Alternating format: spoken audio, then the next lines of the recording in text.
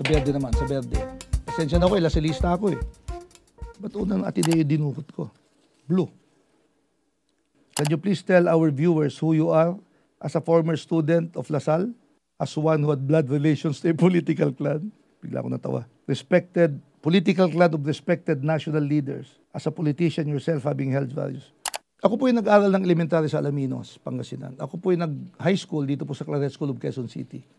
Ako po ay nag-aral sa LaSalle University. For the record, hindi po ako nagtapos kasi aktivista ho ako noon. Na-shoot to kill order ako kasi yung panahon na yon, panahon na madilim ang demokrasya sa Pilipinas. It was under martial law. Bigla ko lang naalala. Yung kandidato ko for Vice President ng Student Council, kinidnap sa harap ng LaSalle, pinasagasaan sa riles ng tren sa Laguna, nakita na ho namin na patay at na-torture. Mabuti na lang na nanalo sa pamamagitan ng EDSA 1, yung pagpuprotesta na yon, kaya bumalik ang hustisya, demokrasya at kalayaan sa ating bansa. Yes, I belong to a political clan from my father's side. My father was a former mayor of Alaminos, Pangasinan. 80 years ago, my uncle was a governor and congressman of the province of Pangasinan. Another uncle became an acting secretary of labor dito po sa Manila. Well, on my mom's side, she is the first cousin of former President Ramos, Senator Leticia Ramos Siani, and had many uncles who became mayors also of Asingan, Pangasinan. Hindi po totoo na politics is in my blood. It's the environment where I grew up. Yun ho yung katotohanan doon. Kasi may mga tao naman na hindi naman politiko yung mga kanilang mga kamag-anak, nagiging magaling na leader ng ating bansa. In fact, that is being guaranteed by our Constitution. Equal access to public service. Kaya hindi natin ini-encourage yung political dynastyism dito po sa ating bansa. Yun po yun. By the way, I also became mayor of Alaminos as a public servant. I became a congressman of the 1st District of Pangasinan. And I held 3 cabinet positions. DAL Secretary, Press Secretary, at saka Secretary for Political Affairs. Bunot ulit. Ubusin muna, no? You are very fortunate to have in your invaluable experience been able to serve in national positions as DAL Secretary, Press Secretary, and Political Affairs Secretary. Naku, inulit. In local government as city mayor for 3 terms, and in between as congressman. Why is it that the issue of local governance is the one you prefer to be a top priority in your political platform? Well, to my mind, it was really the most challenging position that I've ever held. Pag DAR ka, ang pinag-uusapan mo, tao at lupa. Pag press secretary ka, siyempre, ikikwento mo lang yung ginagawa ng gobyerno. Nung political affairs ho ako, binabalansi lang ho namin yung, ako po yung taga-ayos nung kailangan ng mga leader ho ng partido at mga ibang mga lokal na opisyal or even national leaders na may lapit ho sa palasyo. But as mayor, lahat ho yung problema mo. Kabuhayan ng tao, problema mo. Edukasyon ng mamamayan, problema mo. Kalusugan ng mamamayan, problema mo. Yung nakwento ko po kanina sa inyo na pagtaas ng kita ng aking mga kababayan, yun po yung tinatawag ko po na rural development. When I was a councilor of Alaminos, ang radius of development ng Alaminos was 1 kilometer from the city hall, from the municipio at that time. Nung umalis po ako mayor sa Alaminos, ang radius of development 5 kilometers. So lumawak yung business central district ho namin. Yun na ho ang ibig sabihin noon. Dumami ang negosyo, dumami ang trabaho, dumami ang pinagkakakitaan ng aking mga kababayan. Pero mahalaga po ron, land use plan. Kailangang iayos mo yung munisipyo mo, na yung mga negosyo nasa tamang lugar. Nasa tamang lugar lang. Pag nasa tamang lugar ang negosyo, maayos mo ang batas trapiko mo. Alam nyo, dito sa Manila, pinagtatawa natin ng traffic, o pinuproblema natin ng traffic. Sa probinsya, ganun na rin naman Pag ma-traffic, hindi maganda ang ayos ng takbo ng mga nagtatrabaho sa isang lugar. Nalilate. Hindi maayos ang takbo ng mga produkto na dapat nasa palengke. Seguridad, kung may emergency, hindi makapasok ang pulis. Or kung may sunog, hindi makapasok ang bumbero. So, mahalaga po yung traffic. As mayor, mga personal na problema ng mamamayan, inaayos mo. Ayoko po ng mga illegal na gawain sa lugar. At hindi ho madaling patigilin ho yun. Nung panahon ko, walang weteng sa aking bayan. Nung congressman ako, walang wetting ang aking distrito. So bilang isang mayor, ang ginawa ko na lang, nilakayan ko ang budget ng DSWD. Nilakayan ko ang budget ng health department namin para kung may kailangan sila, doon po sila pumupunta. Simple, yung ganung solusyon. Edukasyon. Alam nyo, dito sa Pilipinas ho kasi, sa ngayon, 28 million ho ata yung nag-enroll sa elementary. Sa Pilipinas, Elementary pa lang may dropout na. Yung graduate ng high school, kung hindi ako nagkakamali, mga 60% lang. Yung papasok ng koleyo, di ba, na 60%, ang gagraduate ho 40% lang. So, alam niyo yung edukasyon, mahalaga ho yun eh. Kung hindi nakapag-aral ng isang pamilya, o walang diploma yung isang pamilya, at yung isa may diploma, sa sahod pa lang magkaiba na eh. Kita mo na kagad yung diferensya. Nakakalungkot sa Pilipinas kasi yung bottom na pamilya, yung pinakamababa ang kita. Sa statistics ng ating gobyerno, 55% ng magulang ng mga yon hindi nakapagtapos ng elementary.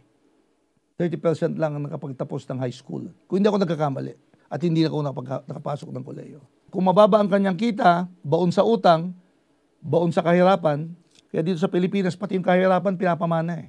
Ang masakit ho rito, dahil sa kakulangan ng pagkain sa mesa, may lumabas na salta ho sa atin ngayon, ang word stunting. Ibig sabihin yung 0 to 5-year-old, hindi tama ang paglaki. Kulang sa kalusugan, mahinang pag-develop ng kanyang kaisipan, kaya mababa ang grado pagdating ho sa eskwelahan. Sa Alaminos, ang ginawa namin, unang-una, nagkaroon kami ng feeding program for 7 years. From grade 1 to grade 6. From daycare actually to grade 6 for 7 years. Hot meal, lunch. So yung bata, inassume namin na may almusal. Pagpasok sa eskwelahan, hindi na uuwi, may libreng pagkain. Yung mga teacher, hindi na uuwi, kahit papano, may libreng pagkain. Yung mga volunteer parents na nagluluto para sa kanila, hindi na uuwi, may libreng pagkain. At ang ginawa namin patakaran, lahat ng ipapakain sa mga bata hanggat pwedeng itanim, palakihin sa Alaminos, yun ang ipapakain natin. Yung wala lang, yun lang ang bibili natin. Feeding program, internet sa lahat ng eskwelahan, computer laboratories sa mga eskwelahan. Gumawa ako ng bagong high school district. Kasi nung mayor ho ako, 6 lang ho ata ang high schools eh. So ibig sabihin, lahat may mga barangay na walang high school, imbis na mamasahe pa papuntang ng bayan, nagtayo kami ng high school doon. At higit sa lahat, para makompleto yung proseso ng daycare, high school graduate, nakipag-memorandum of agreement ako sa Pangasinan State University. Nagtayo ng universidad sa lungsod ng Alaminos. Sagot namin ng lupa, sagot namin ng ilang building ho doon, kasi sagot ho ni President Pinoy yung dagdag na building, kinumpleto ho namin yung kagamitan, may computer laboratory, may internet, at kung hindi po ako nagkakamali, that is now the 3rd biggest campus of the 9 campuses ng Pangasinan State University sa amin. So anong naging malaking epekto ito para sa mga magulang? Hindi na mag-aaral ng anak sa labas ng Alaminos, Dagupan, Urdaneta, Baguio, Manila. Sa mga taga-Western Pangasinan, Alaminos pa lang may college, may university education na. Gumanda ang ekonomiya ng Alaminos, boarding, uniform, pagkain, transport. Yun naman ang trigger ng, again, local economy, rural development. Tamang plano, okay yan. So that's education. Tinulungan ho namin yung district hospital sa aming lugar as far as health is concerned. Kung mayor ka, ganun talaga yun eh. Pag-aari ho ng gobyerno, ng provincial government, pero dinagdagan ho namin ng pondo para makatulong lang ho kami. Inayos namin yung aming city health office at yung mga barangay health center. So, in effect, being mayor, to my mind is really complex but well-deserved. At saka, ang tawag ko po kasi, psychic income. Alam mo kahit papaano, may nagawa kang kabutihan. Next question. Blue to, no? Green. Ano kaya itong pulan to? Nakaka-nervous yung kulay eh. You have been absent from active electoral politics for more than a decade now, though your name crops up from time to time in media, but as a peace negotiator, what is turning point why you now want to return to active politics? Well, unang-una ho, I have been out sa public service in the last 13 years. Ipinangako ko po sa aking, yung dalawa kong anak na nag-aaral pa, na gusto kong lumaki at tumanda, nakasama sila. Sa awa ng Diyos, graduate na ho yung isa from college just this year. Yung pangalawa, incoming 3rd year. Surprisingly, hindi ko po alam kung natutuwa sa akin yung mga anak ko na palagi ako nasa bahay o naiinis kasi palagi ako nasa bahay. Nagsabi sila, Papa, graduate na rin naman kami, bumalik ka na sa politika o public service. I'm seriously considering it. That's one. Number 2, nabanggit kasi ito, peace negotiator eh. I have been a peace negotiator under 3 presidents. It has been my lifelong advocacy. Dahil nga po aktivista ako dati, naranasan ko po yung buhay aktivista. At naiinis ako sa red tagging eh. Alam niyo ho, yung mga taong nire-red tag nyo ngayon, sila ho yung mga aktivista at rebelde noon na lumaban para sa justice, freedom, and democracy na tinatamasa ho natin ngayon. Sa awa ng Diyos, hindi porke may demokrasya, nangingibabaw ang fake news. Hindi ho ganun ang ibig sabihin nun. Let us protect our democracy, preserve our judicial process, our justice system, and our freedom. Di ba? Our freedom. So, alam nyo, yung red tagging kasi, pag natatakang kang rebelde ka, komunista ka, patay ka agad eh. Alam nyo, nung may death penalty sa Pilipinas, dadaan ka pa sa proseso ng korte eh. Pwede ka pa ma-absuelto eh. Pwede ka rin masentensyahan. Pero, nailaban mo. Diba? Kung dapat death penalty ba ang parusa mo o hindi. Sa red tagging, automatic eh. May kasalanan ko, wala. Patay ka agad. So, you know, these are the things that bothers me. Of course, I want peace dito po sa ating bansa. You know, there were four peace tables before eh. Yung problema ho natin mga kapatid na Muslim, yung Moro National Liberation Front, yung Moro Islamic Liberation Front, tapos na po yun eh. In fact, meron na silang sariling gobyerno na autonomous government sa Mindanao. Yung CPLA, yung Cordillera People's Liberation Army, meron na hong Cordillera Autonomous Region.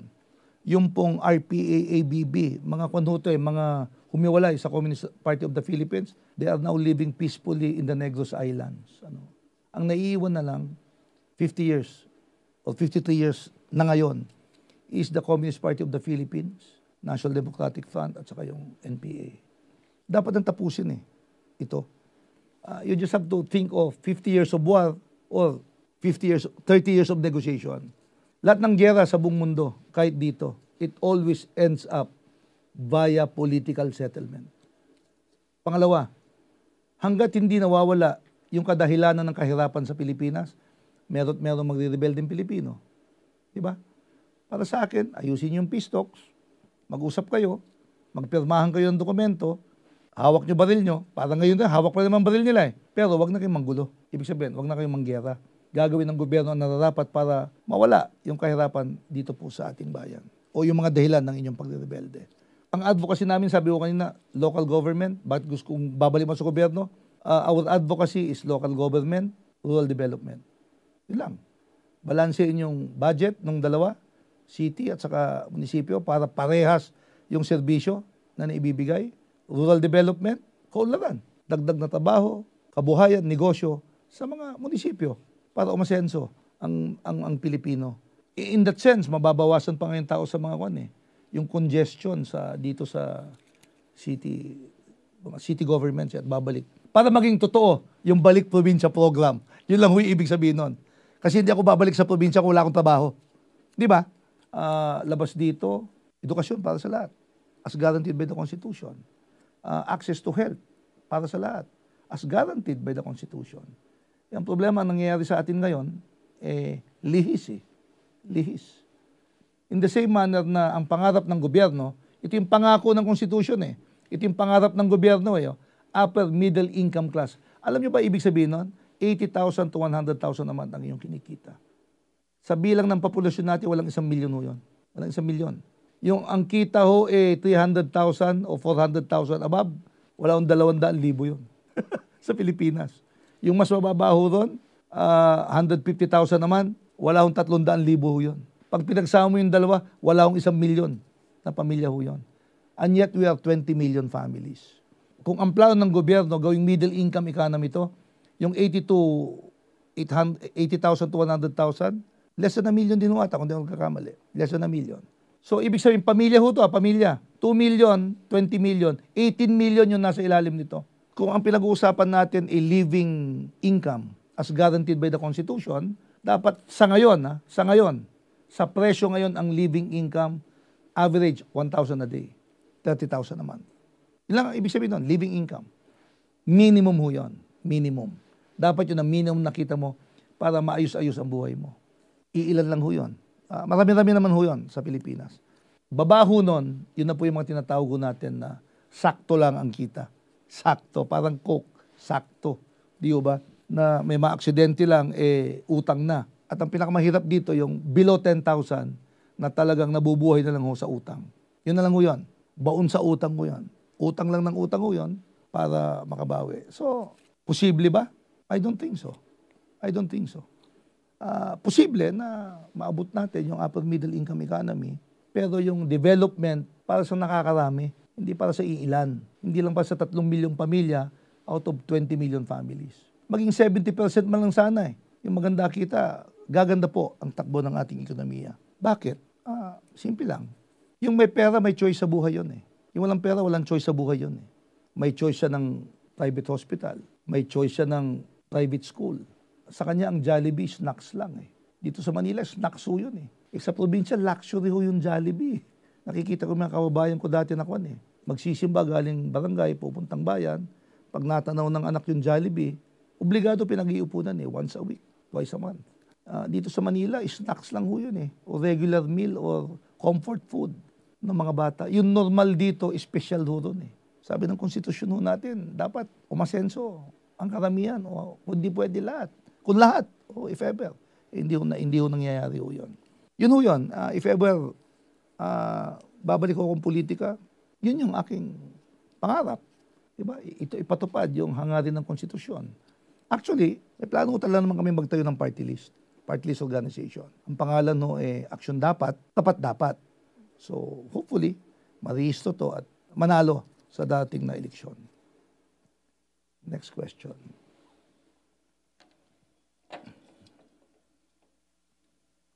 As a former mayor, what was the place of education in your governance agenda during your term of office? Can you share a bit of your experience? Nakwento ko na kanina. Di ba? Siguro ganito lang ho, ulitin ko lang. Yung pinakamalaki na nagawa ho namin sa Alaminos, magtayo ng isang universidad. Yung pangalawa, mabawasan yung dropout mula elementary hanggang high school. Pangatlo, nakapagbigay po kami ng internet sa mga eskwelahan, computer laboratory sa mga eskwelahan. Nagdagdag ho kami ng mga magtuturo para mabawasan ho ng trabaho yung mga teachers sa computer. Nagka-feeding program ho kami. Para sa akin, sana sa lahat ng munisipyo ng Pilipinas, ganun eh. Huwag lang yung may kayang munisipyo, may internet, yung maliit yung kita ng munisipyo, walang internet, o yung budget ng Department of Education, sana unahin yung edukasyon. Edukasyon. Ito lang ho yun eh. Ang pinoproblema ho kasi, kulang tayo ng mga 200,000 classrooms. Fine, kulang. Kailangan ng dagdag budget? Fine, tama. Ang tanong, sa mga nakatayong classroom, anong ginagawa nyo? How are you improving education sa mga nakatayong classroom na sa buong Pilipinas? Have you budgeted internet connectivity? Are you planning to provide computers? Laboratories hindi lang pan-teacher. Are you serious in equalizing the difference between the rich and the poor municipalities by appropriating the right amount of money to improve education in this country? Yun ho yung aking karanasan sa edukasyon at pangarap para sa ating bayan. Next. Your life seems to be coming to a full circle now. Tumatanda na po. From being a public servant to a family person, then a public servant again. What is it like to live a more active family life? What reactions did you get from your wife and children? Well, actually, dagdag lang ho siguro, it's not me leaving a family anymore. It's me living alone with my wife in the future. Kasi may kanya-kanyang, magkaroon na rin ng kanya-kanyang buhay yung aming mga pamilya, yung aking mga anak. But that's a reality in the next 5 years, probably. Sana. Di ba? Nahirapan ako magbalanse kasi dati ng schedule ko sa public service at sa pamilya ko eh. I started very young in public service. I was 23 years old when I became councilor. I was 31 years old when I became a congressman. And I was 33 years old when I became a cabinet member. And I was 36 or 37 years old when I was a mayor. So, it was during my time as mayor na talagang nawali ako sa pamilya ko eh. I was living in Alaminos, they were living here. So, pabisi-bisita ka lang. If and when tatakbo uli kami, we will run at the national level. Since yung pamilya ko nandito naman, so hopefully I can balance my time better between my family and my public service life. Lalo pag tumatanda ka na, by the way, hindi pa ako senior citizen. Looking young but old hair, namumuti na ho. 59 years old pa lang ho. But I'm looking forward to become a senior citizen. 20% discount. Ilocano po kasi ako eh. Ganun lang, matipid. What reactions did you get from your wife and children? Well, my kids, you go back to public service. 13 years with you, nakakasawa na. Parang gano'n. Malis ka ng bahay. My wife, di ko alam eh. Kasi at the end of the day, whatever they do, sakit ng ulo niya eh. Manalo, sakit ng ulo. Matalo, sakit ng ulo. Sabi ko, ang compensation na lang ng public service is psychic income. If you do good, if you do better in public service, at least emotionally stable ka eh. Unlike yung palingon-lingon ka kasi may ginawa kang mali. Di ba? Huwag naman sana. Okay. So, ubos na to. What is the most unexpected piece of advice you ever received? Oh. In fact, I do give this advice. It came from my parents. Listen to understand, not listen to reply. And I keep telling my children this. Makinig kang mabuti. Whether you're in public service or you're just an ordinary person or you're a boss in an office. You don't have monopoly of knowledge. Wala kang monopolyo ng kaalaman eh. Lalo yung generation ngayon. My generation, their generation. Iba yung pagpapalaki sa amin, iba yung pagpapalaki sa kanila, iba yung level ng disiplina, iba yung level ng disiplina sa kanila. In fact, ayaw nga nilang disiplina eh. Dati obligado ka eh. Di ba? Nung panahon mo. So the best way to understand your children and the younger generation, makinig ka sa kanila. I just recently saw a commercial eh. Isip bata kasi. That saying is now being corrected. Na hindi porke isip bata. Yung bata. Iba yung matanda ng isip bata. Yung bata talaga. Yung isip bata, hindi ibig sabihin na mali. That's what it's saying. So ibig sabihin, listen to understand, not listen to reply.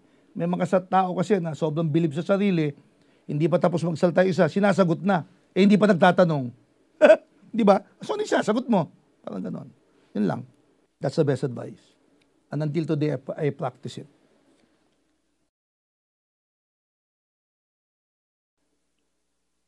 What will you tell your 20-year-old self?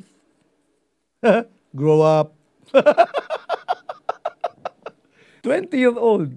Kasi, look, sorry K-12 is 12 years in high school, in elementary and high school. Sa amin K-10 eh, so 10 years old. No, kinikwenta ko lang eh.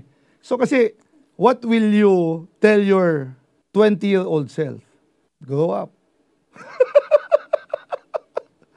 Yun lang, yung transition ng pagiging estudyante at saka facing the University of Life. Dito, may quiz. University of Life, wala yun eh.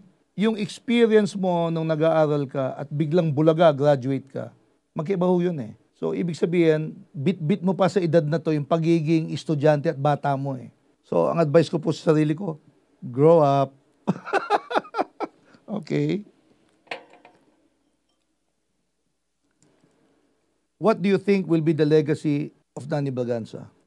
Look, I just want to become a good person. To me, whether you are in public service or you're not in public service, being a good person is enough. Because the rest you can learn. By being a good person, ibig sabihin, you were taught well, you were trained well, then you practice it by being a good person. The rest, wala naman libro magsasabi sa'yo na ganito ang magaling na mayor.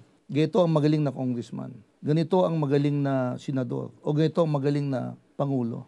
But by being a good person, alam mo yung limitasyon mo eh, ng tama at mali.